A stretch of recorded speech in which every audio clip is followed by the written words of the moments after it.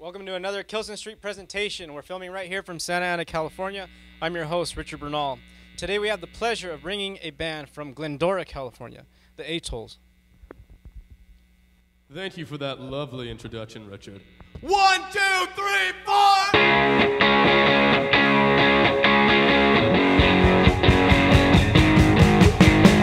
Shit, Santa, I'm lonely. This word is you make me so. I made her cry. Shit, Santa, you shouldn't break my teenage heart. No, you'd like her to die. That's what you get when you mess with all the naughty boyfriends. That's what you get when you don't shut your fucking mouth.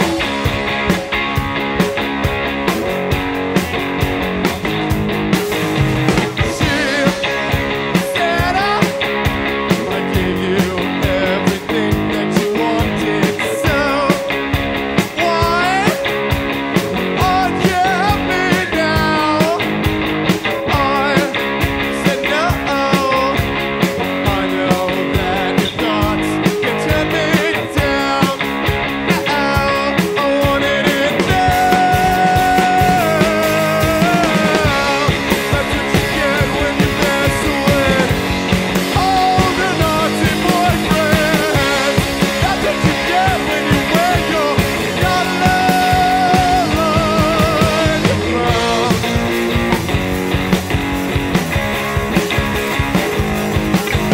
But if he gave you all the thoughts that keep you up at night, and if he said the meanest things and didn't treat you right, girl, go get your daddy's gun, put up a real fight, yeah.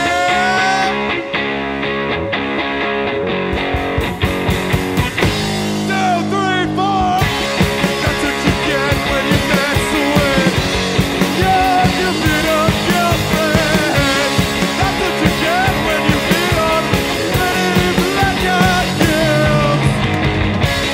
That's what you get when you mess with your beat-up girlfriend. That's what you get when you don't shut your fucking mouth. Thank you. Great job, great job. Thank you, Richard. The Atolls, everybody. We'll be right back after a short break.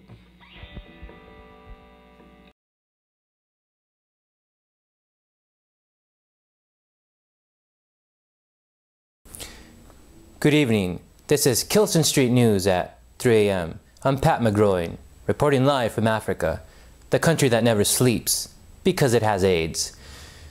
Today's headlines: Boston bombers caught, North Korea is still full of shit, and here in Africa, Simba is dead at 55. He's survived by his life partners, Timon and Pumbaa. But our real top story is conflict in the Congo.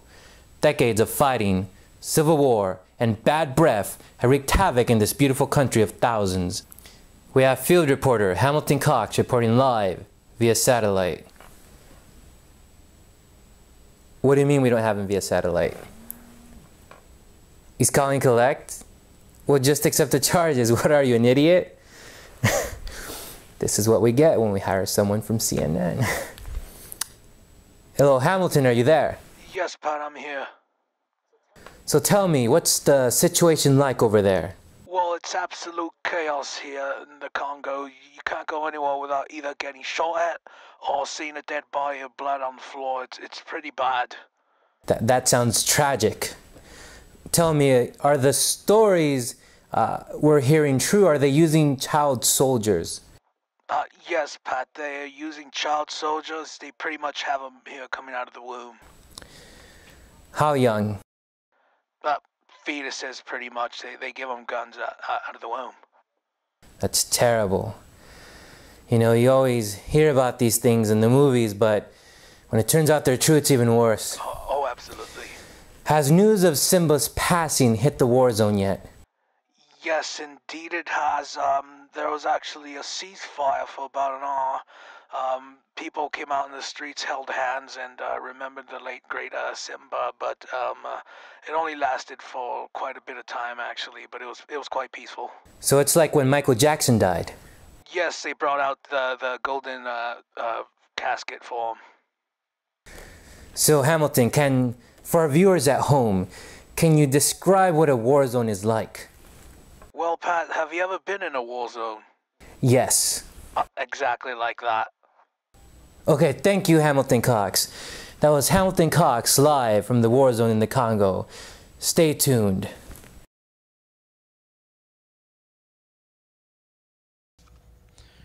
All right, we're right here with the Atolls. First off, names and ages. My name is Chris Barella, and I'm 21 years old. My name is Daniel Martin. I am 23 years old. And how'd the band come about? You guys been friends for a while, or? I met Chris here when he was a wee little 14-year-old high school freshman. And we met through a mutual friend of ours, a Boy Scout, actually. Chris was a Boy Scout, if you can believe that, at home. And we jammed, and the first time that I jammed with Chris, I felt like a fucking rock star. It was like the best thing that ever happened.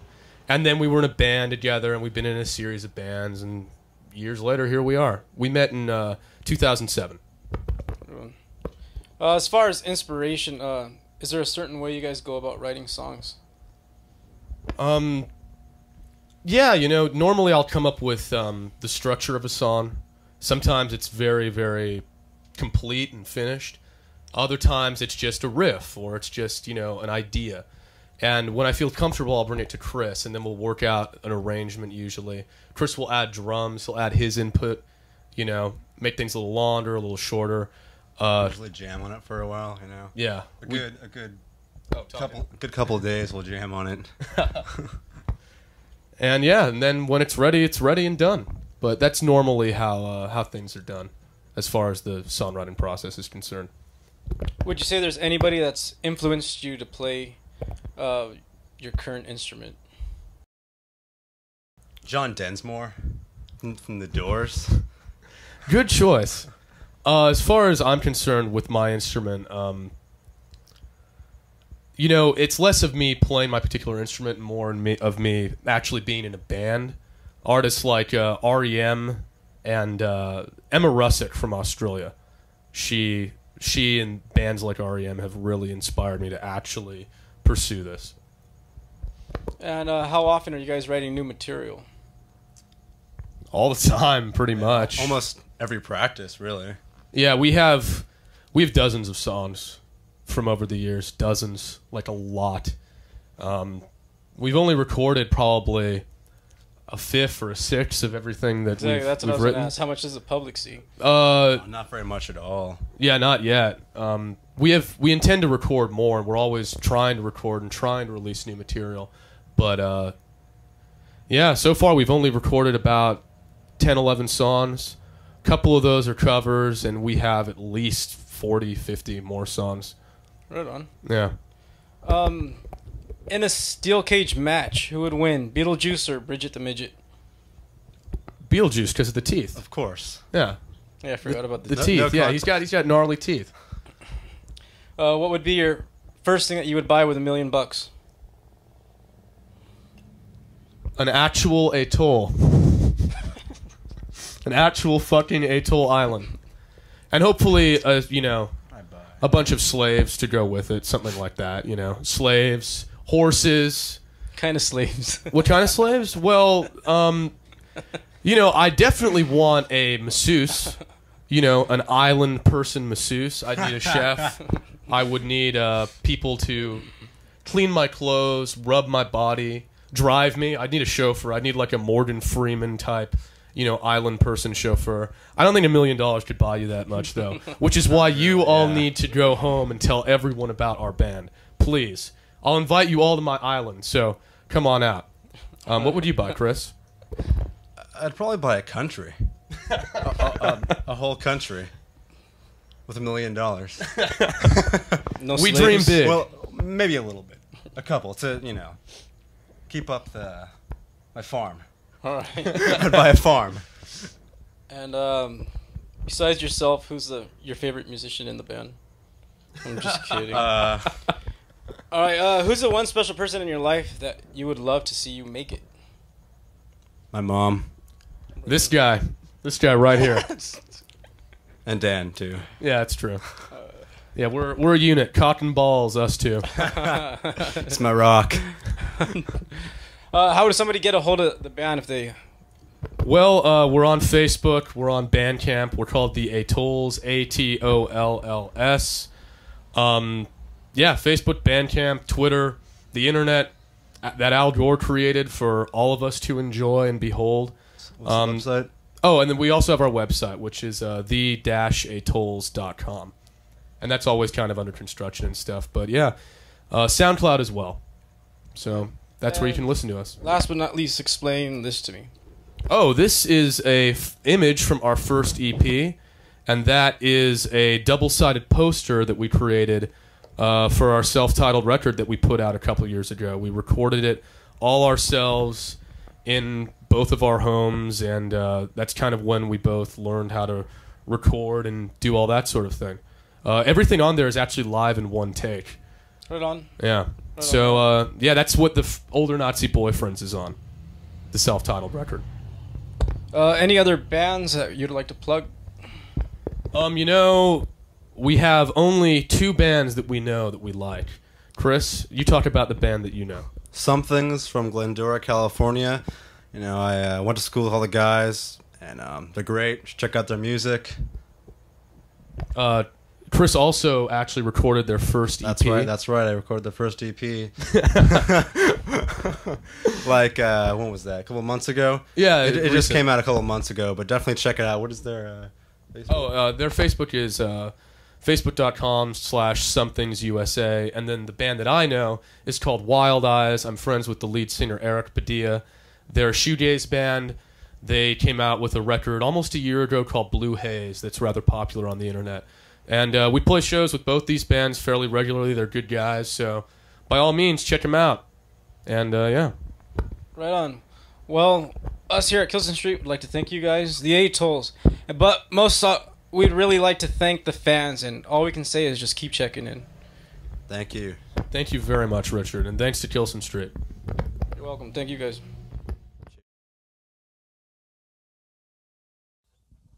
Frank Valdez here with Kilson Street TV, and today we're at Old Orange Brewing in beautiful Orange, California. This is a small craft brewery started less than 5 years ago, and already Old Orange Brewing is really making a name for themselves with a really cool place for people to sit down and enjoy their beer. Today we're talking to Jerry Nyan, one of the founders. What made you say, fuck it, I'm going to do my own shit? I'm just going to fucking do it. Well, this is a collaboration. There's 4 partners here. Okay. And we all grew up since we were little kids together. And we all fell in love with beer, as basically since we were in high school. And we talked about doing a brewery when we were hanging out in high school. And then that just kind of carried on through our lives, our love of beer and hanging out, and the friendship and camaraderie that beer brought to us was wonderful, So how old is Orange Brewing now? We are about to have our 2nd anniversary Nice. in not too long from now, as far as our doors being open. You had up a garage at some point? Absolutely. We were home brewing for quite a few years, before we ever thought of doing something this, What was big. the first brew then? Yeah, our first brew as home brewers, believe it or not, it was a kit. You just buy this kit, and it was a brown ale. Okay. And Are those like those Mr. Beer ones? not quite Mr. Beer. It's a little slightly more advanced than Mr. Beer. Yeah, I did. Those are kind of... It was. Yeah, it was not Mr. Beer, but it was slightly more advanced than that. So, What's your initial goal, like when you started? Like you're like, we're starting this in order to...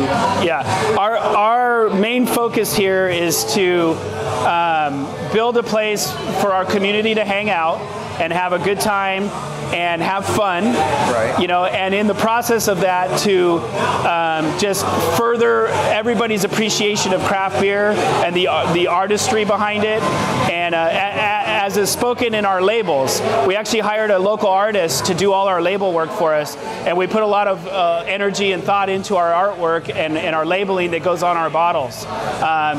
So we try to do fundraisers here, you know, for good causes. Every St. Patrick's Day, we do a fundraiser for Zach Colley, who's Amber Colley's son. We went to high school with her. We've known her a long time, and he was paralyzed in a surfing accident. Oh, okay. So we raise money for him every year on St. Patrick's Day, you know, and it really brings the community together and stuff. And we, you know, that's what we're about. We're about serving our community. How much are you experimenting with flavors? We do quite a few experimentations. I mean, we have about 8 beers that are staple beers that we make almost all the time. Yeah, and then other than that, we have another range of about 10 or 12 other beers that are seasonal or one-offs, where we'll make a particular kind of beer and put all kinds of different things into it. Yeah, and we have a few barrel-aged beers that'll be coming out soon. We have a few that have been aging for about 8 months now in the barrels. We're going to let them go for about a year, so we'll release those. They'll be very limited release because we only made a couple barrels of each, so there won't be a whole lot of that to go around. But as we move forward, we'll do a little bit more of that, you know. And so yeah, we do a lot of specialty type stuff as we go as well. So from a couple of dudes who are from here, Orange County, like where you see Stone and like all this other stuff, like we're appreciative of guys like you having the balls to like do something like this. So thank you very much. You're welcome. Yeah. Thank you. Appreciate it. And now with their second song, Tyrannosaurus Rex, the Atolls.